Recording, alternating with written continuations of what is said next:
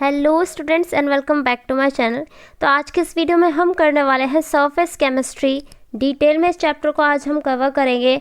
एक एक पॉइंट मैंने यहाँ पे अपने हैंड रिटन नोट से लिखा है, वो भी डिटेल में। So if you are preparing for the board JEE and NEET तो ये नोट्स आपके लिए सफिशिएंट होंगे। ठीक है, ये जो नोट्स हैं मैं ऑलरेडी यहाँ पे टेलीग्राम चैनल पे अपलोड कर चुकी हूँ। तो you just go to the Telegram channel with the name of the channels name. ठीक है, तो आपको वहाँ पे ये मिल जाएंगे इजीली। चलिए शुरू करते हैं इस चैप्टर को। अब सबसे पहले हम पढ़ने वाले हैं सरफेस केमिस्ट्री। तो इसमें हम पढ़ेंगे क्या क्या। इसमें हम एब्जॉर्प्शन पढ़ेंगे, उसके बाद कोलाइड्स पढ़ेंगे और कैटालिसिस पढ़ेंगे। ठीक है, अब यहाँ पे सबसे पहले बात कर रहे हैं, यहाँ पर हम पढ़ क्यों रहे हैं सरफेस केमिस्ट्री। ठीक है, तो सरफेस केमिस्ट्री एक ब्रांच है साइंस की जो कि डील करती है study of nature of substance changing taking place on its surface. ठीक है, ऐसे मतलब कि जिस सरफेस के बारे में हम बात करेंगे, जो उस पर चेंजेस होते हैं और किस तरीके का नेचर होता है, उसके बारे में ये जो ब्रांच है सरफेस केमिस्ट्री वो डील करती है। ठीक है, अब यहाँ पे सबसे पहले हम बात कर रहे हैं एड्सॉर्प्शन होता क्या है। द फेनोमेनन, ठीक है, ये फेनोमेनन है of attracting the retaining the molecule of a substance at a surface of a solid और liquid in resulting the higher concentration of a molecule on the surface. Simple सी बात ये है, ऐसा फेनोमेना जिसके द्वारा हम यहाँ पे एक, चाहे वो सरफेस सॉलिड हो लिक्विड हो, उस पर यहाँ पे एक सब्सटेंस रिटेन हो पाए और वो सब्सटेंस अट्रैक्ट हो पाए। ठीक है, तो उसको ही हम एड्सॉर्प्शन कहते हैं। ठीक है, ऑन द सरफेस। ठीक है, सरफेस पे। ठीक है, तो ये एक सरफेस फेनोमेना है। ठीक है, अब यहाँ पे बात करते हैं दो टर्म जो बहुत इंपॉर्टेंट है, एब्जॉर्बेट और एड्सॉर्बेंट। ठीक है, अब एब्जॉर्बेंट जो है आप याद रखो कि जिस पे यहाँ पे एड्सॉर्प्शन हो रहा होगा उस सरफेस को हम यहाँ पे एब्जॉर्बेंट कहते हैं और जिस सब्सटेंस का हो रहा होगा उसको एब्जॉर्बेट कहते हैं। तो substance which is adsorb on the surface of A adsorbent, उसको हम यहाँ पे एड्सॉर्बेट कहते हैं। अब यहाँ पे हम बात करेंगे कि ऑक्लूजन क्या होता है। ठीक है, when the adsorption of a gas taking place on the metal surface, अगर एड्सॉर्प्शन स्पेशली मेटल सरफेस पे हो रहा होगा तो हम उसे ऑक्लूजन कहेंगे। कुछ एग्जांपल्स हैं यहाँ पर, और यस एग्जांपल से डायरेक्टली क्वेश्चंस आते हैं नीट्स में असर्शन रीजन बना के कि इनमें से कौन सा ऐसा इनका फेनोमेना नहीं होता है। ठीक है, तो होता है, आपको ये पता रखना है, फिर आप ऑब्वियसली वहाँ पे एलिमिनेट कर पाओगे इसलिए। जब हम Cl NH3 और SO2 को यहाँ पे क्लोज्ड चारकोल पाउडर कंटेनर में रखेंगे, ठीक है, देन हम यहाँ पे देखते हैं कि जो प्रेशर है कंटेनर का वो डिक्रीज हो जाता है। मतलब हम इससे क्या समझे कि जो गैसेस होती हैं ना वो एब्जॉर्ब्ड हो जाती हैं बाय द चारकोल पाउडर। ठीक है, the air become dry in a presence of silica gel. ठीक है, ये तो यहाँ पे CBSE में भी आ चुका है, 1 मार्क क्वेश्चन में PYQ है। ठीक है, when aqua solution of a raw sugar is passed over the beds of a animal charcoal, then ये कलरलेस बिकम कलरलेस हो जाता है क्योंकि यहाँ पे colouring substance by the charcoal. उसके बाद है animal charcoal of a solution of a organic dye, जो होती है वो कलरलेस हो जाती है। ठीक है, अब यहाँ पे हम बात कर रहे हैं फाइनली एड्सॉर्प्शन और एड्सॉर्प्शन। ठीक है, दो अलग अलग टर्म है, इसमें कंफ्यूज नहीं होना। एब्जॉर्ब से याद रखना है कि एब्जॉर्ब एक ऐसा फेनोमेनन है जिसके द्वारा यहाँ पर एक जो सब्सटेंस होता है वो थ्रू आउट यूनिफॉर्मली डिस्ट्रीब्यूट हो जाता है इन द मॉलिक्यूल। इस फेनोमेना को हम एब्जॉर्प्शन कहते हैं। ठीक है, जैसे कि when the moisture contain air passed over the anhydride CaCl2, ठीक है, calcium chloride and water is absorb by the CaCl2, और एब्जॉर्ब होता है वाटर। ठीक है, मतलब कि यहाँ पर कहा जा रहा है कि यहाँ पर जो है, यहाँ पर एनहाइड्रस CaCl2 यहाँ पे एब्जॉर्बेंट की तरह एक्ट कर रहा है जिस पे हो रहा होगा, और एब्जॉर्बेट कौन है, जो यहाँ पे यूनिफॉर्मली अंदर पूरे में डिस्ट्रीब्यूट हुआ है, वो है वाटर फ्रॉम द एयर। ठीक है, अब एग्जॉर्प्शन एक और टर्म आता है। ठीक है, इसमें क्या होता है, दोनों के दोनों प्रोसेस हो रखे होते हैं। ठीक है, साइमल्टेनियसली दोनों ही प्रोसेस हो रखे होते हैं, एब्जॉर्प्शन वाले और एड्सॉर्प्शन वाले। ठीक है, अब हम यहाँ बात करेंगे, आप NCERT का पहला क्वेश्चन यहाँ पे इसी से बन जाता है कि distinguish between the term adsorption and absorption. ठीक है, तो ये टर्म जो है दोनों को डिस्टिंग्विश करना है। ऑब्वियसली हम यहाँ पे, हमारा पहला क्वेश्चन NCERT का यहीं से होगा कि यहाँ पर it involves higher concentration of gas और liquid at the surface of a substance. ठीक है, तो यहाँ पे डिफरेंस बताना है स्पेशली। पहले तो मीनिंग मैंने आप दोनों का बता दिया। अब एड्सॉर्प्शन जो है, हमें एक चीज़ पता है कि यहाँ पर इसमें क्या हो रहा है, हायर कंसंट्रेशन ऑफ गैस और लिक्विड सरफेस पे आ रहा है और ये एक सरफेस फिनोमेना। एब्जॉर्प्शन जो होता है इसमें यूनिफॉर्म डिस्ट्रीब्यूशन होती है, ठीक है ना। तो ये एक बल्क फेनोमेना है एब्जॉर्प्शन, ठीक है, ये चीज़ समझे। सरफेस फेनोमेना है, ये बल्क फेनोमेना है, ये रैपिड होता है एट द बिगनिंग और देन यहाँ पर ये स्लोज डाउन हो जाएगा नियर द इक्विलिब्रियम, ठीक है। तो स्टार्टिंग में तो बहुत ज़्यादा होगा, लेकिन एक सरफेस है तो वहाँ पर वो कितना ही एब्जॉर्ब कर लेगा, तो धीरे धीरे उसकी एब्जॉर्ब करने की कैपेसिटी होगी वो डिक्रीज़ हो जाएगी, है ना। और वहीं पे एब्जॉर्प्शन की बात करें तो ये एक यूनिफॉर्म रेट से होता है, ठीक है। ये फास्ट प्रोसेस है एब्जॉर्प्शन और ये एक स्लो प्रोसेस है एब्जॉर्प्शन, क्योंकि यहाँ पे यूनिफॉर्म डिस्ट्रीब्यूशन हो रहा होगा तो वो धीरे धीरे होता है ना। तो अब यहाँ पे बात करेंगे मैकेनिज्म ऑफ एब्जॉर्प्शन। तो यहाँ पे एक चीज़ आप याद रख लो शॉर्ट में कि यहाँ पे सारी चीज़ें, चाहे वो एंथैल्पी हो, एंट्रोपी हो, है ना, गिव्स फ्री एनर्जी हो, सारी चीज़ें नेगेटिव में आप याद रखोगे।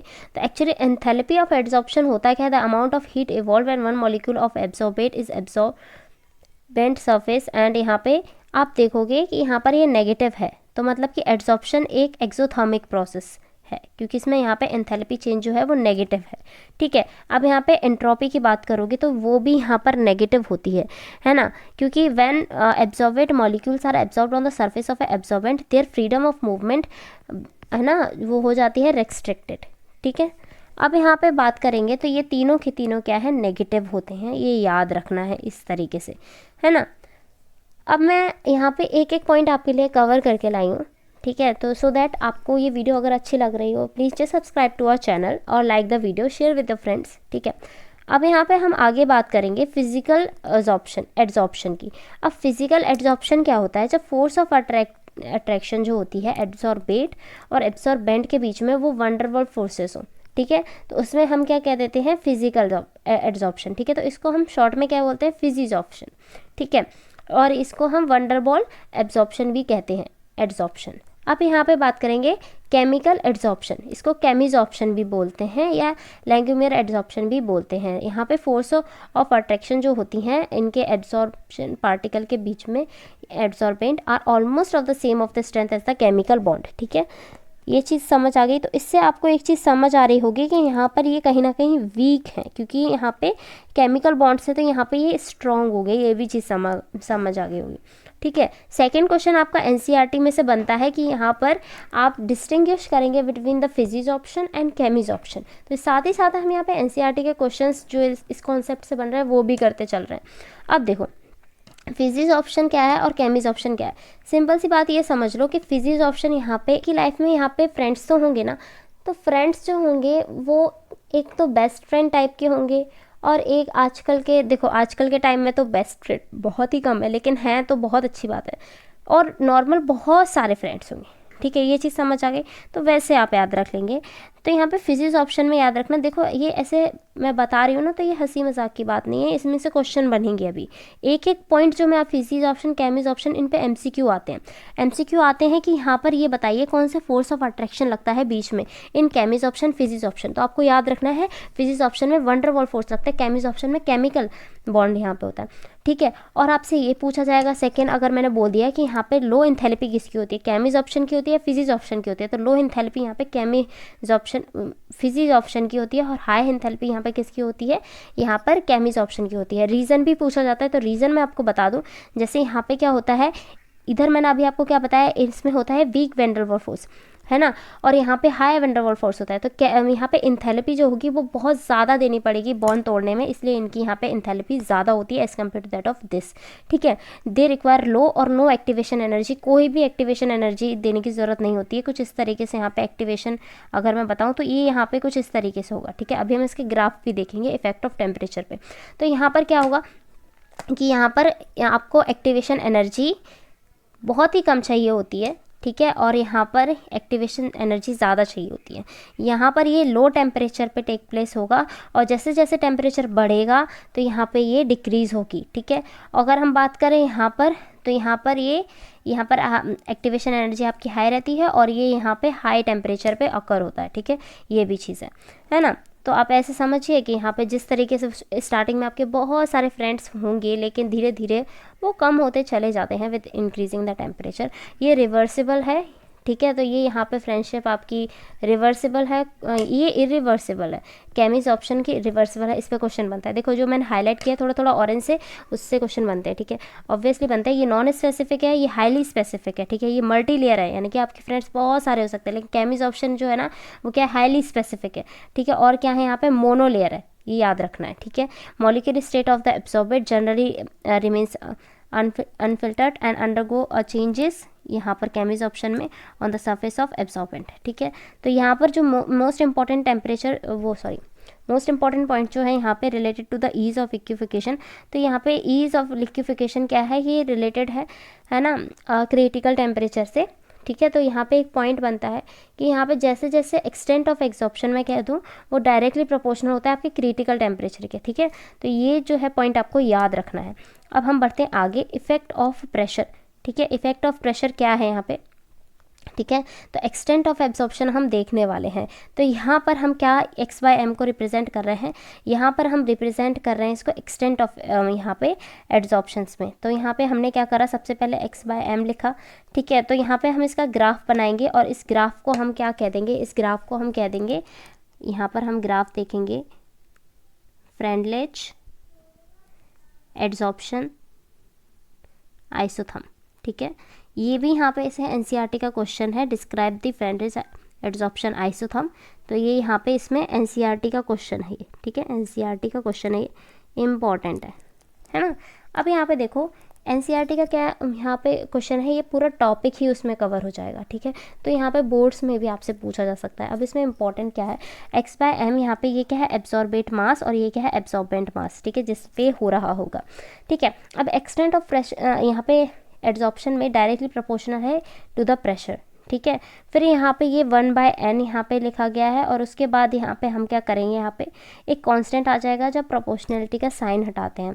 तो यहाँ पे दोनों साइड हमने लॉग ले लिया है, लॉग लेने के बाद यहाँ पे ये x/m लॉग के 1/n जो होगा यहाँ पे m से रिप्रेजेंट करेंगे। अब यहाँ पे ये फाइनली एक इक्वेशन बन गई यहाँ पे, ठीक है। तो यहाँ पे हम देखेंगे जो 1/n है ना, इसको हम यहाँ पे स्लोप की तरह कंसीडर कर लेंगे, ठीक है। तो यहाँ पे ये फटाफट से हमने ग्राफ बनाया। तो ग्राफ जो है हमारा, जो ग्राफ है हमारा वो बना है हमारा log t, ठीक है, और log x/m, ठीक है। तो यहाँ पे जो स्लोप गई है ये 1/n है, और ये जो इंटरसेप्ट गया है ये क्या है, log k है ये, ठीक है। आई होप ये चीज़ समझ आ रही होगी, ये चीज़ इंपॉर्टेंट है, ठीक है, ये चीज़ क्या है, इम्पॉर्टेंट है ना। अब यहाँ पे हम देखते हैं ये वाला ग्राफ, ठीक है। अब यहाँ पे ग्राफ में क्या है, जैसे जैसे आप यहाँ पे क्या बढ़ा रहे हो, एब्जॉर्प्शन आइसोथर्म हम देख रहे हैं, जैसे जैसे आप यहाँ टेम्परेचर बढ़ाएंगे, जैसे जैसे टेम्परेचर बढ़ाएंगे तो यहाँ पे एब्जॉर्प्शन जो होगा वो घटेगा, ठीक है। ये रिलेशन याद रखना है, इससे क्वेश्चन बनता है, ठीक है। अब यहाँ पे देख रहे हैं हम, जैसे जैसे यहाँ पर एक्सटेंट ऑफ एब्जॉर्प्शन यहाँ पे डिक्रीज हो रहा है। ये टेम्परेचर है 273, ठीक है, फिर 273 केल्विन से ये 249 केल्विन आया, फिर 195 केल्विन आया। इस ग्राफ से भी आप डायरेक्टली देख रहे हो कि एक्सटेंट ऑफ यहाँ पे एब्जॉर्प्शन डिक्रीज हो रही है विद दी टाइम, ओके। तो ये मैंने बता दिया। अब यहाँ पे केमीज ऑप्शन और फिजिक्स ऑप्शन का ग्राफ मैंने कहा था मैं बताऊंगी। तो यहाँ पे आप देख रहे हो कि ये यहाँ पे इस तरीके से स्लैंटेड है, ठीक है। तो यहाँ पर, और ये केमीज ऑप्शन का यहाँ पे इस तरीके से एक्टिवेशन एनर्जी इसकी हाई होती है, ठीक है। अब यहाँ पे बढ़ते हैं आगे, absorption in solution phase the extent of absorption, ठीक है। देखो एक्सटेंट ऑफ एब्जॉर्प्शन, ये इसकी कुछ यहाँ पे रीजनिंग है, ठीक है। इसकी यहाँ पे रीजनिंग है कि ये एक्सटेंट ऑफ ये चीज़ जो है x/m ये किस किस फैक्टर से ऐसे इन्फ्लुएंस हो रही है, ठीक है, ये चीज़ है। तो जैसे जैसे हम ये डिक्रीज़ होती है, क्या डिक्रीज़ हो रहा है, एक्सटेंट ऑफ एब्जॉर्प्शन। जब हम यहाँ पे इंक्रीज़ कर रहे हैं टेम्परेचर को, ये इंक्रीज़ करेगी विथ इंक्रीज़ इन यहाँ पे सरफेस एरिया ऑफ एब्जॉर्बेंट, ठीक है। सरफेस एरिया जितना ज़्यादा होगा उतना ही ये इंक्रीज होगी। Depends on the concentration of solute in a solvent, depends on the nature of absorbent and absorbent, ठीक है। तो यहाँ पे x/m एक्सटेंट ऑफ यहाँ पे एब्जॉर्प्शन को k = c⁴n। तो यहाँ पे इससे हमें एक और यहाँ पे रीजनिंग मिल गई जो कि उसी की तरह है, लेकिन यहाँ पे बस ऐसे ही ग्राफ बना लेंगे हम। अब यहाँ पे एप्लीकेशन भी देख लेते हैं, ठीक है। तो यहाँ पे मैं छोटी छोटी चीज़ें जो भी एनसीईआरटी से एक भी पॉइंट मिस नहीं होना चाहिए, तो मैं उस तरीके से लिख के लाई हूँ, ठीक है। ऐसे भी कभी 2-2 मार्क्स के क्वेश्चन बन जाते हैं। तो एप्लीकेशन क्या है, गैस मास्क में, ठीक है, जैसे कि माइंस वगैरह होती हैं तो वहाँ पे गैस मास्क की तरह हम इसे यूज़ कर सकते हैं, ठीक है। तो यहाँ पे ये एब्जॉर्ब करने के काम आता है, control of humidity in curing disease, removal of a colouring matter from the solution, जो भी हमने ऊपर देखा था, production of high vacuum, separation of inert gases, ठीक है। इस तरीके से हम यहाँ पे प्रोडक्शन करा सकते हैं, ओके। अब बहुत सारी प्रोडक्शन इंडस्ट्री में यूज़ होता है। मिक्सचर्स के बारे में अब बात करेंगे, ठीक है। कोलॉइडल सॉल्यूशंस के बारे में बात करेंगे। अब मिक्सचर्स होमोजीनियस और हेट्रोजीनियस होते हैं, हम क्लास 9 से पढ़ते आ रहे हैं से। तो होमोजीनियस क्या होते हैं, ये ट्रू सॉल्यूशंस होते हैं, ठीक है। अब यहाँ पे जो साइज़ होता है इनका लेस देन 1 नैनोमीटर इनके पार्टिकल का साइज़ होता है। कोलाइड्स का जो होता है 1 रेंज में होता है 1 to 1000 नैनोमीटर, और सस्पेंशन जो होता है वो यहाँ पे greater than to that of the 1000 nanometre, okay. अब यहाँ पे बात कर रहे हैं फेजेस की, ठीक है। तो कोलाइडल सॉल्यूशन में 2 फेजेस होते हैं, डिस्पर्स्ड फेज जो कि यहाँ पे कंपोनेंट होता है जो कि स्मॉल प्रोपोर्शन में प्रेजेंट होता है, और डिस्पर्स्ड मीडियम जो कि यहाँ पे प्रेजेंट होता है colloidal particle, medium in which the colloidal particle are dispersed, ठीक है। जिसमें यहाँ पे मिल रहा है डिस्पर्स्ड फेज के पार्टिकल, उसको हम बोल रहे हैं डिस्पर्स्ड मीडियम, ठीक है। इस तरीके से याद रखना है। अब यहाँ पे टाइप्स ऑफ कोलाइडल सॉल्यूशन देखो, ये टेबल है, एनसीईआरटी में भी है, मैंने भी बनाई है यहाँ पे। अब देखो डिस्पर्स्ड फेज जो है, जैसे कि आप याद रखेंगे सॉलिड टू सॉलिड, ठीक है। डिस्पर्स्ड फेज यहाँ पे क्या है, सॉलिड। डिस्पर्स्ड मीडियम की ये यहाँ पे टेबल है, तो यहाँ पे सॉलिड सॉलिड सॉलिड, फिर सॉलिड लिक्विड गैस, ठीक है। तो यहाँ पे इस तरीके से आप याद रखो कि सॉलिड सॉलिड यहाँ पे सॉलिड सोल बनाते हैं, कलर्ड जेम्स, ग्लासेस, ठीक है, सम एलॉयज और रॉक सॉल्ट यहाँ पे होते हैं। सॉलिड लिक्विड सोल बनाते हैं, जैसे कि यहाँ पे हमारे पास सल्फाइड के सोल हो गया, गोल्ड सोल हो गया, स्टार्च पॉइंट, ये एनेनिस, ये सारे इंपॉर्टेंट है, ठीक है। गोल्ड सॉइल किस में आता है ये पूछा जाता है, ठीक है। तो ये चीज़ इंपॉर्टेंट है, इसको आप देख लेना, गोल्ड सॉइल किस में आता है, ठीक है। इंपॉर्टेंट है, मैं बता देती हूँ, ठीक है। अब जैसे कि हमारा लिक्विड, जैसे सॉलिड और गैस एरोसेल बनाते हैं, तो डस्ट स्मोक का भी इंपॉर्टेंट है, इसको भी याद करना है, ठीक है। और लिक्विड और जैसे लिक्विड सॉलिड है तो जेल्स, यहाँ पे जेलीस चीज़, ये सब चीज़ें हैं। लिक्विड इमल्शन बनाता है मिल्क, ये भी इंपॉर्टेंट है।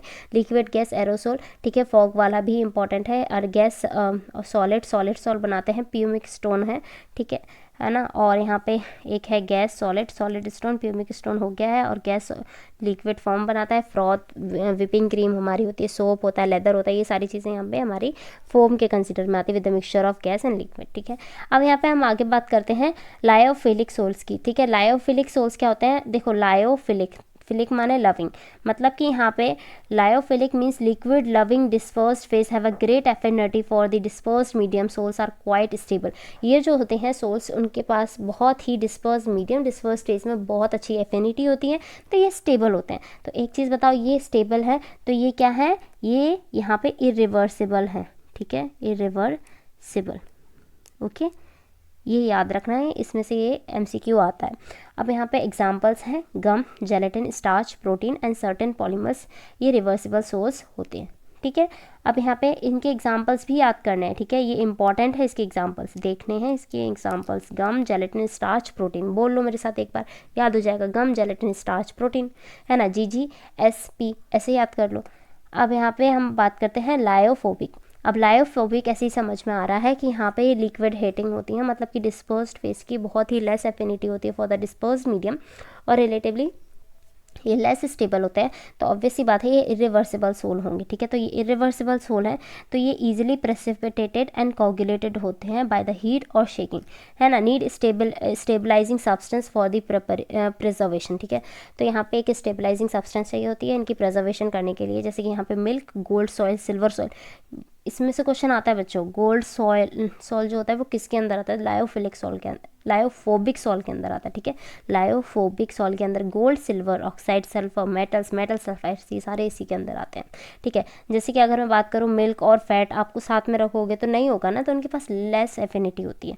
अब क्लासिफिकेशन बात करते हैं, क्लासिफिकेशन की बात करेंगे based on the nature of A particle of A dispersed phase, ठीक है। अब यहाँ पे बात करेंगे, जैसे कि यहाँ पर ये मल्टी मॉलिक्यूलर कोलाइड हो सकते हैं, मैक्रोमोलिकुलर कोलाइड हो, एसोसिएटेड कोलाइड्स हो सकते हैं। अब मल्टी मॉलिक्यूलर आपको समझ आ रहा होगा कि यहाँ पे colloidal particles are aggregated of atom, मतलब बहुत छोटे छोटे यहाँ पर जो होते हैं, यहाँ पे पार्टिकल्स होते हैं वो फॉर्म करते हैं यहाँ पे multi molecular colloids. Gold sol हो गया जो कि cluster which are the cluster of cellular gold atom and source of sulphur consist of colloidal particle aggregated to of S6 molecule of by weak van der Waals forces. ठीक है, मैं weak इसीलिए बोली, van der Waals forces are actually weak. ठीक है, तो यहाँ पे अब बात कर रहे हैं मैक्रोमोलिकुलर कोलाइड्स। अब मैक्रोमोलिकुलर कोलाइड्स जो होते हैं, समझ आ रहा है, मैक्रो यानी कि बड़ा, तो colloidal particles are themselves large molecule having the colloidal dimension. जैसे कि हमारे जो होते हैं स्टार्च होते हैं, प्रोटीन होते हैं, हमारे सेलुलोज होते हैं। ठीक है, ये सारी चीज़ें इसके अंदर आती हैं मैक्रोमोलिकुलर के अंदर। अब हम बात करेंगे एसोसिएटेड कोलाइड्स की। ये नॉर्मल बिहेव एज नॉर्मल। ठीक है, strong electrolyte at low concentration, तो मैं कह सकती हूँ कि ये यहाँ पे लो कॉन्सेंट्रेशन पे, ये यहाँ पे क्या है, स्ट्रॉन्ग इलेक्ट्रोलाइट की तरह बिहेव करेंगे, स्ट्रॉन्ग इलेक्ट्रोलाइट।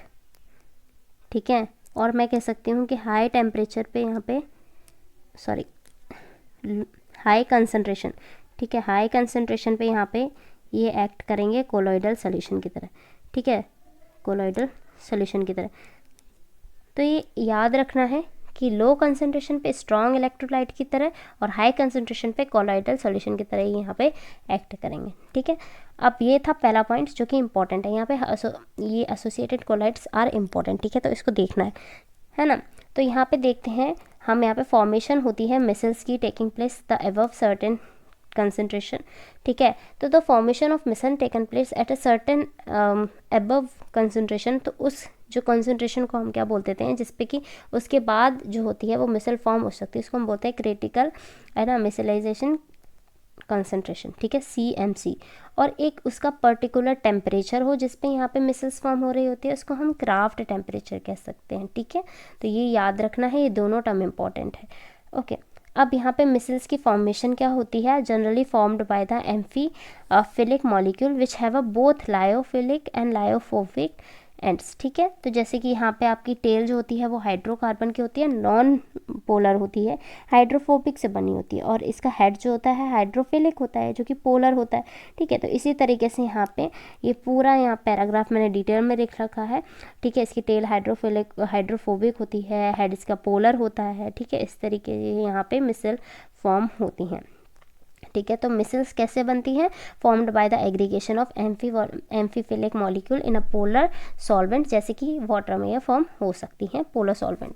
ठीक है, तो ये यहाँ पे एग्जांपल है हमारा C17H35CONA। ठीक है, और हमारे पास सोडियम सल्फेट भी है और सोडियम स्टेरेट भी है। ठीक है, तो ये सारे एग्जाम्पल्स भी आप देख सकते हो फॉर दी रेफरेंस। अब यहाँ पे बात कर रहे हैं प्रिपरेशन ऑफ कोलॉइड्स। ठीक है, तो कंडेंसेशन मेथड से भी हम बना सकते हैं और डिस्पर्जन मेथड से भी बना सकते हैं। कुछ केमिकल मेथड्स भी हैं यहाँ पे जिसको डबल डिकम्पोजिशन हम कह सकते हैं। तो ये सारी रिएक्शन है, तो इसमें बस कुछ नहीं है, आपको बस रटना है इसमें किस तरीके से, बस इधर इधर इधर का इधर करना है, बस हमारी सारी कहीं डबल डिकम्पोजिशन हो रही है। जैसे यहाँ पे सल्फर ऑक्साइड H2S मिलके यहाँ पे सल्फर वाटर बना रहे हैं। ठीक है, यहाँ पे हमारा गोल्ड क्लोराइड का इस तरीके से यहाँ पे हो रहा है। ठीक है, यहाँ पे फेरिक क्लोराइड का हो रहा है हाइड्रोलिसिस। ठीक है, ये सारे सोल्स बन रहे हैं। ओके, तो ये हमारे हो गए यहाँ पे केमिकल मेथड। ठीक है, अब यहाँ पे कंडेंसेशन और डिस्पर्जन मेथड को भी हमको पढ़ना है। तो इनमें हम सबसे पहले पढ़ेंगे इलेक्ट्रिकल डिसइंटीग्रेशन और ब्रेडिक्स आर्क मेथड। ठीक है, अब ब्रेडिक्स आर्क मेथड में क्या करते हैं हम यहाँ पे, जैसे कि ये डायग्राम भी मैं लाई हूँ बना के, तो यहाँ पे क्या होता है, colloidal solution of a metal जैसे कि gold silver platinum can be prepared by this method. ठीक है, यहाँ पे electric arc is struck between the electrolyte of a metal immersed in a dispersed medium. ठीक है, इसकी आपको रॉड लगा के इसको हम डिस्पर्स्ड कर देंगे, डिस्पर्स्ड मीडियम में इसको यहाँ पे इमर्स्ड कर देंगे। द इंटेंस हीट जो होगी वो प्रोड्यूस होगी, vaporise some of the metal. ठीक है, वो मेटल वेपराइज होंगे एंड देन कंडेंस होंगे to form the particles of a colloidal size. ठीक है, इस तरीके से यहाँ पे ये हमारी मेटल्स की रॉड है। ठीक है, यहाँ पे ब्रेडिक आर्क होगा, यहाँ पे हमारे पास ये हमारी आइज़ हैं, तो ये हीट दी जाएगी, फिर यहाँ पे कंडेंस होंगे, फिर यहाँ पे डिकम्पोज होंगे, इस तरीके से। ठीक है, अब यहाँ पे पेप्टाइजेशन एक मेथड है। अब पेप्टाइजेशन क्या है, process of converting a precipitate into the colloidal form by shaking it with the dispersed medium in the presence of a small amount of electrolyte। ठीक है, स्मॉल अमाउंट इलेक्ट्रोलाइट की presence में हम यहाँ पे क्या करते हैं, प्रेसिपिटेशन कराते हैं, ठीक है, by converting the precipitate into colloidal form, shake कर देते हैं। बेसिकली हम क्या करते हैं, एक यहाँ पे कन्वर्ट कर देते हैं बाय एडिंग दी इलेक्ट्रोलाइट, ठीक है, समझ आ गई बात। तो इलेक्ट्रोलाइट हम यहाँ पे इस पर्पस के लिए यूज़ करते हैं। इसको यहाँ पे इलेक्ट्रोलाइट को हम किसकी तरह ले रहे हैं, पेप्टाइजेशन एजेंट की तरह ले रहे हैं, ठीक है, ओके। तो आपको ये बात समझ आ गई। चलिए बढ़ते हैं आगे। अब होता क्यों है, पेप्टाइजेशन का कॉज कैसा है, जैसे कि यहाँ पे हमने कोई सा भी फ्रेश प्रेसिपिटेट ले लिया इसका, ठीक है, तो हमने क्या करा कि ये जो है आगे जाके इस तरीके से टूट जाता है और फर्दर जो पेप्टाइजेशन एजेंट या इलेक्ट्रोलाइट हैं ये हमारे कुछ इस तरीके से हो जाते हैं, ठीक है। अब क्या करेंगे, जैसे कि ये बहुत सारे सिमिलर हैं तो ये सिमिलर चार्ज फॉर्म कर लेंगे। अब ये सिमिलर चार्ज है तो ये आपस में मिल नहीं पाएंगे, ठीक है। तो ये जब मिल नहीं पाएंगे क्योंकि सेम चार्ज जो होता है वो रिपेल करता है, इसीलिए यहाँ पे हमारा कोलॉइडल सॉल्यूशन फॉर्म हो जाता है, ठीक है। प्योरीफिकेशन देख लेते हैं कोलॉइड्स की। अब देखो प्योरीफाई भी तो करना होगा, हमने उसमें इलेक्ट्रोलाइट डाले हैं तो टाने पे the process used for the reducing the amount of impurities to requirement is called the purification of colloidal solution, ठीक है।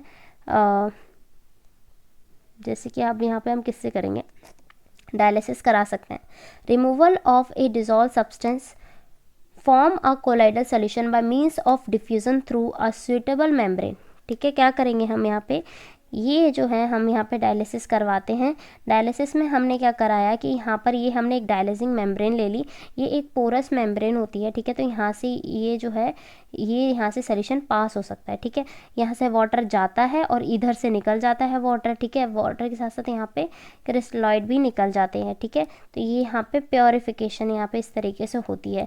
तो डायलाइज़र जो होता है अपरेटस होता है इस पर्पज़ के लिए जो हम यूज़ कर सकते हैं। इसका प्रिंसिपल क्या है, colloidal can not be pass through, जो कोलाइडल सॉल्यूशन होता है वो यहाँ से पास नहीं हो पाते हैं थ्रू द सेलोफेन मेम्ब्रेन, है ना, तो इसीलिए हम इसको यूज़ कर सकते हैं। जबकि जो यहाँ पे इलेक्ट्रोफाइड आयन है वो यहाँ से पास इजीली हो सकते हैं। तो इलेक्ट्रोलाइट इजीली, ये यहाँ पे इलेक्ट्रोलाइट है गाइस, तो यहाँ पे इलेक्ट्रोलाइट जो होता है वो इजीली पास हो सकते हैं जबकि कोलाइडल सॉल्यूशन नहीं होते हैं। तो कोलाइडल सॉल्यूशन इसी में रह जाते हैं और इलेक्ट्रोलाइट निकल जाते हैं। अब डायलिसिस जो होती है, a bag of suitable membrane containing the colloidal solution is suspended in a vessel through which the fresh water is continuous flowing, ठीक है। अब देखो मैं बोल क्यों रही हूँ बच्चों, एट द एंड ये बहुत सारे इस चैप्टर में थ्योरी है और मैंने लिखा भी इसलिए है क्योंकि मुझे लगता है कि एग्जामिनेशन में आप लिखोगे, ठीक है। इसमें लिखना ही आना चाहिए। चैप्टर में कुछ ऐसा सच न्यूमेरिकल्स नहीं आते हैं, याद करने का ही इसमें, और डायरेक्ट क्वेश्चन ऐसे बोर्ड्स में पूछे ही जाते हैं, ठीक है। आप किस तरीके से इसको प्योरीफाई कर सकते हो, तो ये वाला क्वेश्चन आता है ब्रेक, है ना, आपका क्वेश्चंस आते हैं इस तरीके से। हम कहाँ पे थे, हाँ, तो यहाँ पे डायलिसिस करवा रहे हैं हम, ठीक है। फ्रेश वाटर कंटिन्यूस फ्लो होता ही रहता है और जो अब मॉलिक्यूल्स होते हैं, आयंस जो होते हैं, डिफ्यूज़ होते हैं इस मेम्ब्रेन में और आउटर जो वाटर है वो निकल जाता है, ठीक है। उस प्योर कोलोइडल सॉल्यूशन ही बचता है, ठीक है। अब बढ़ते हैं आगे। अब इलेक्ट्रोलाइसिस भी सेम प्रोसेस है, सेम है, बट हम यहाँ पे इलेक्ट्रिक फील्ड अप्लाई कर देते हैं, सेम चीज़ है, बस यहाँ पे पॉजिटिव नेगेटिव के थोड़ा हम लगा देते हैं, ठीक है। इससे क्या होगा कि यहाँ पे जो हो गए कोई भी चार्ज पार्टिकल हो गए वो इसकी तरह इन्फ्लुएंस हो जाएंगे, ठीक है। तो यहाँ पे क्या होता है कि यहाँ पे by applying an electric field if the dissolve suits in the impure, जो भी डिजॉल्व यहाँ पे सुटेबल इम्प्योरिटीज़ होंगी, है ना, in the impure colloidal solution में is an only electrolyte called electro dialysis, क्योंकि यहाँ पे जो इलेक्ट्रॉन होते हैं वो fitted in the compartment and the ions present in colloidal solution migrate out to the opposite electrode, ठीक है ना। पॉजिटिव है तो नेगेटिव की तरफ जाएगा, नेगेटिव है तो पॉजिटिव की तरफ जाएगा। अल्ट्रा फिल्ट्रेशन में क्या होता है, यहाँ पे पोर्स जो होते हैं फिल्टर पेपर के वो बहुत छोटे कर दिए जाते हैं, ठीक है, और छोटे कर दिए जाएंगे तो यहाँ पे, है ना, by threading with the collodion. अब जहाँ पे कोलोडियन जो है वो 4% सोल्यूशन ऑफ नाइट्रोस सेलुलोज का है with the mix of alcohol and ether, ठीक है। तो यहाँ से हम अल्ट्रा फिल्ट्रेशन भी कर सकते हैं, है ना। अब यहाँ पे हम बात करेंगे इलेक्ट्रोफोरेसिस की। इलेक्ट्रोफोरेसिस समझ आ गई, है ना। तो यहाँ पे मूवमेंट होती है सोल पार्टिकल का अंडर द इलेक्ट्रिक फील्ड, और ये डायग्राम आपने देख लिया, ये डायग्राम इंपॉर्टेंट है, एनसीईआरटी में भी दिया है। अब कोगुलेशन देते हैं, यहाँ पे देखते हैं, ठीक है। अच्छा एक डायग्राम था ऊपर, हाँ, तो जीटा पोटेंशियल यहाँ पे है एक है यहाँ पे। अब यहाँ पे क्या होता है कि यहाँ पे कोलोइडल जो पार्टिकल होगा उसके यहाँ पे चार्जेस यहाँ पे डेवलप हो जाते हैं, ठीक है, यही हमारे जीटा पोटेंशियल है। अब यहाँ पे देखते हैं कि कोगुलेशन प्रेसिपिटेशन क्या होता है। अब यहाँ पे process of settling of colloidal solution, इसको हम प्रेसिपिटेशन कह सकते हैं। इसको हम इलेक्ट्रोफोरेसिस से कर सकते हैं, by mixing of two opposite charge sols, उससे भी कर सकते हैं, by boiling and increase the colloidal reduce the charge of this coagulation, तो उससे भी कर सकते हैं, by percent dialysis traces the electrolyte, उससे भी हम कर सकते हैं, है ना। और ये सारी चीज़ें मैं बता चुकी हूँ आपको। हम इलेक्ट्रोलाइट को ऐड करके भी कर सकते हैं, ठीक है। अब जो मोस्ट इम्पॉर्टेंट रूल आता है इस चैप्टर से वो है हार्डीस रूल, ठीक है। हार्डीस रूल जो है वो बहुत ज़्यादा इम्पॉर्टेंट है। अब यहाँ पे जो कोगुलेशन होता है, the coagulation behaviour of the various electrolyte were studied in detail by Hardy and Schulze, ठीक है। अब यहाँ पे देखते हैं यहाँ पे क्या होता है। बेसिकली इन्होंने ये कहा था कि the ions carrying charge opposite to that of the sol particle, ठीक है, जो आयंस कैरी करेगा चार्ज सोल पार्टिकल के opposite are effective in causing the coagulation और ऑफ द सोल, ठीक है। Such ions called fluctuating ion और active ions, ठीक है। तो यहाँ पे जस्ट अपोजिट चार्ज ऐड करना है और यहाँ पे हमारा कैलकुलेशन हो जाएगी। जितनी ज़्यादा वैलेंसी होगी मॉलिक्यूलेटिंग आयन की, उतना ही ज़्यादा यहाँ पर क्या होगा, प्रेसिपिटेशन का कॉज होगा, ठीक है, उसकी उतनी ही पावर होगी प्रेसिपिटेशन कराने के लिए। इन कोगुलेशन ऑफ, यहाँ पे वैलेंसी देखोगे, जैसे जितना ज़्यादा पॉजिटिव चार्ज की ही बात हो रही है, पॉजिटिव में पॉजिटिव चार्ज देखा जाएगा, तो जितना ज़्यादा पॉजिटिव चार्ज होगा उतना ही ज़्यादा उसकी कैपेसिटी होगी, और जितना ही ज़्यादा उसका नेगेटिव पावर होगा उतना ही ज़्यादा उसके पास पावर होगी वो वहाँ पे कोगुलेशन करा सके, प्रेसिपिटेशन करा सके, ठीक है।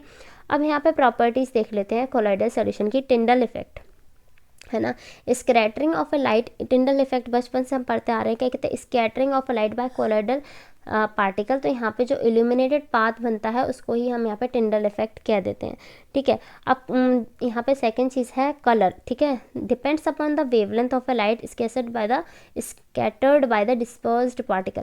अब देखो जैसे कि पहले जो गोल्ड होता है, फाइनेस्ट गोल्ड जो होता है वो रेड कलर का होता है, देन जैसे जैसे साइज उसका बढ़ाएंगे ना, जैसे जैसे वो और बड़ा होगा तो वो यहाँ पे ब्लू कलर का होगा, तो फाइनली जो रिजल्ट में हमें गोल्डन दिखता है, ठीक है। मिल्क वाटर जो होता है वो ब्लू होता है इन रिफ्लेक्टेड सरफेस, और जब ट्रांसमिटेड लाइट से देखेंगे तो रेड दिखेगा हमें। ब्राउनियन मोशन क्या होता है, रॉबर्ट ब्राउन ने इसे डिस्कवर किया था। जिगजैग मोशन होता है इसमें, जितना ज़्यादा छोटा साइज होगा उतना ही ज़्यादा कम विस्कोसिटी होगी, उतना ही ज़्यादा फास्ट मूव करेगा एक मॉलिक्यूल, ठीक है। चार्ज ऑन अ पार्टिकल, ये भी इम्पॉर्टेंट है, इससे क्वेश्चन आते हैं, जेई मेंस में भी इससे क्वेश्चन आए हुए हैं, ठीक है। इस पे पॉजिटिव चार्ज है ना, positive charge sol, negative charge sol. अब जो कोलोइडल है चार्ज और कोलोइडल पार्टिकल में यहाँ पे ये दो तरीके के, इस तरीके से जिससे डेफिनेशन है यहाँ पर। अब यहाँ पे देखेंगे कि इसमें पॉजिटिव होता है, नेगेटिव भी होता है। अब पॉजिटिव चार्ज सोल जो है यहाँ पर, पॉजिटिव चार्ज सोल जो हमारे पास सोल्स होती हैं उसमें आप याद रखोगे कि यहाँ पे मिथिलीन हो गया हमारे पास, ब्लू सोल्यूशन, हीमोग्लोबिन ऑक्साइड्स, और ये सारी चीज़ें जो हैं ये इसमें आती है। एग्जाम्पल्स याद ही करने पड़ेंगे आपको। और नेगेटिवली चार्ज में जैसे कॉपर, हमारे एल्यूमिनियम, गोल्ड सॉल्ट हो गया, मेटल सल्फाइड्स हो गया, है ना, ये सारे हमारे किस में आ रहे थे, लायोफोबिक सॉल्ट में आ रहे थे, ठीक है।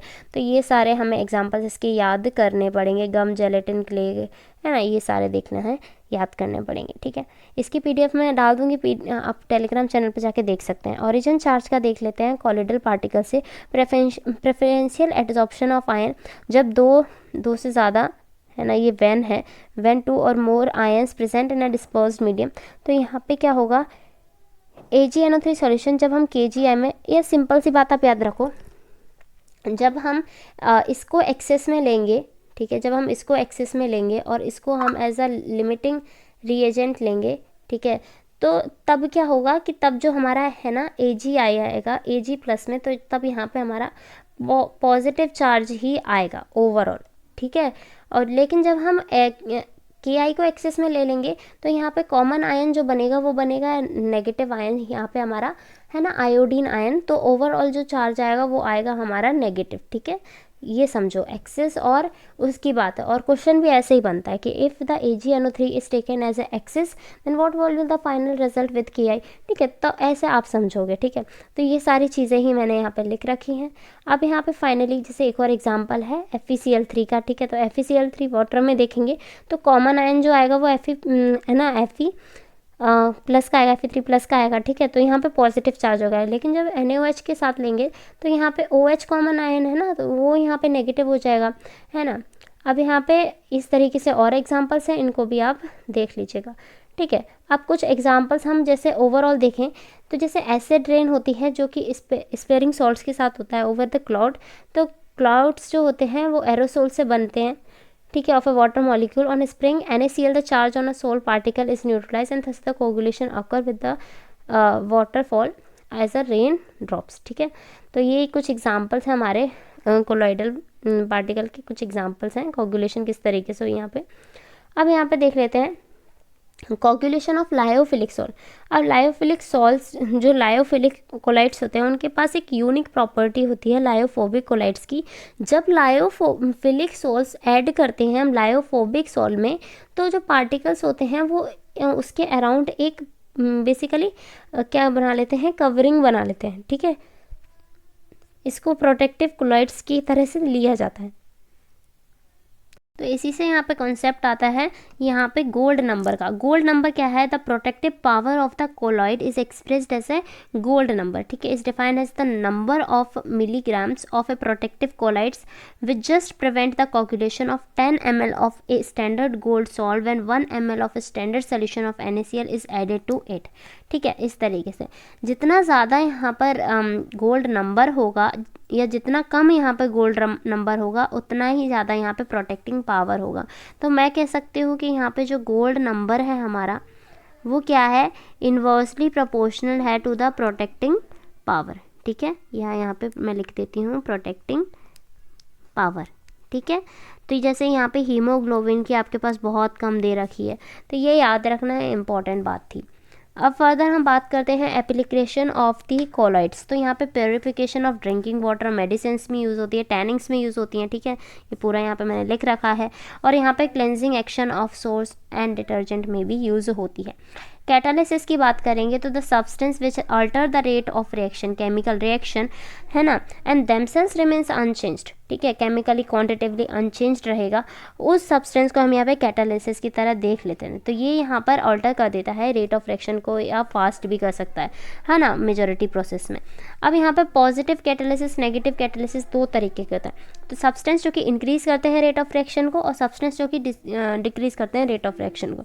ठीक है, तो यहाँ पे एक एग्जांपल है, इसको देख लीजिएगा। अब यहाँ पे ऑटो कैटालिसिस क्या होता है, जब when one of the product of a reaction begin to act as a catalysis called auto catalysis. एक प्रोडक्ट जब खुद से यहाँ पे कैटालिसिस की तरह एक्ट करने लगेगा तो ये यहाँ पे हम इसको ऑटो कैटालिसिस बोल देते हैं, है ना। फर्दर बात करते हैं कुछ जनरल कैरेक्टरिस्टिक्स की। तो जनरल कैरेक्टरिस्टिक्स की हम बात करेंगे ऑफ कोलॉइड्स।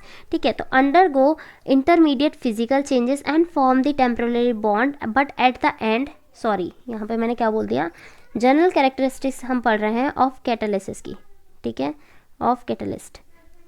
ठीक है, तो कैटालिसिस की जनरल प्रॉपर्टी हम पढ़ रहे हैं, undergo intermediate physical changes and form the temporary bond.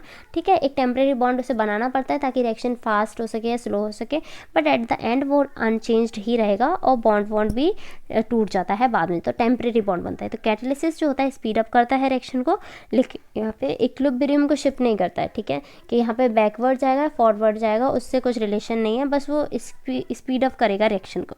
Highly specific होता है नेचर में।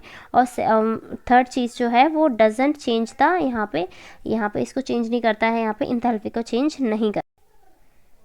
ठीक है, तो मैंने क्या बोला यहाँ पे कि यहाँ पे कैटालिसिस जो होता है वो स्पीड अप करता है रिएक्शन को, doesn't shift the equilibrium, highly specific होता है नेचर में, doesn't change the delta E of the reaction, need in small amount. ठीक है, ऐसा नहीं है इसको बहुत ज़्यादा अमाउंट चाहिए, डजंट इनिशिएट द रिएक्शन, कभी भी इनिशिएट नहीं करेगा, है ना, और change rate constant of reaction. ठीक है, तो रिएक्शन को इनिशिएट नहीं करेगा लेकिन रिएक्शन में यहाँ पे रेट कांस्टेंट में यहाँ पे इसको चेंज कर देगा, ठीक है ना। अब कैटालिटिक पॉइजन क्या होता है, सब्सटेंस जो प्रेजेंट होते हैं डिक्रीज और destroy the activity of catalysis called catalytic poison, जैसे कि यहाँ पे CO और H2S इन हाइड्रोजन गैस, ठीक है। तो ये इसी तरीके से है, अगर आप जैसे कि यहाँ पे टाइम है और रेट ऑफ रिएक्शन है, तो आप देखोगे बिना कैटलिस्ट के किस तरीके से हो रहा है, कैटलिस्ट के साथ ये जल्दी हो रही है, ठीक है। जल्दी यानी कि ये यहाँ पे देखोगे लेस टाइम में हो रही है, ये ज़्यादा टाइम में हो रही है, तो ये यहाँ पे लेस टाइम में हो रही है विद कैटलिस्ट,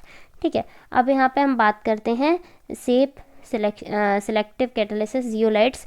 तो ये जो होते हैं ये यहाँ पे क्या होते हैं, catalytic action that depend upon the pore size of the catalyst and the size of a reactant and the product molecule is known as a shape selective catalysis. तो ये पोर रेंज अराउंड इसकी this होती है। तो ये बहुत ही छोटे छोटे पोर्स यहाँ पे होते हैं और बहुत ही सिलेक्टिव टाइप के होते हैं। तो इसी तरीके से ये यहाँ पे जियोलाइट्स होते हैं। आई होप ये चैप्टर मैंने आपको डिटेल में कवर करा दिया है। Please do like and subscribe to our channel, और आपको ये नोट्स मैं टेलीग्राम पे डाल दूँगी, you just go there and check out, ठीक है।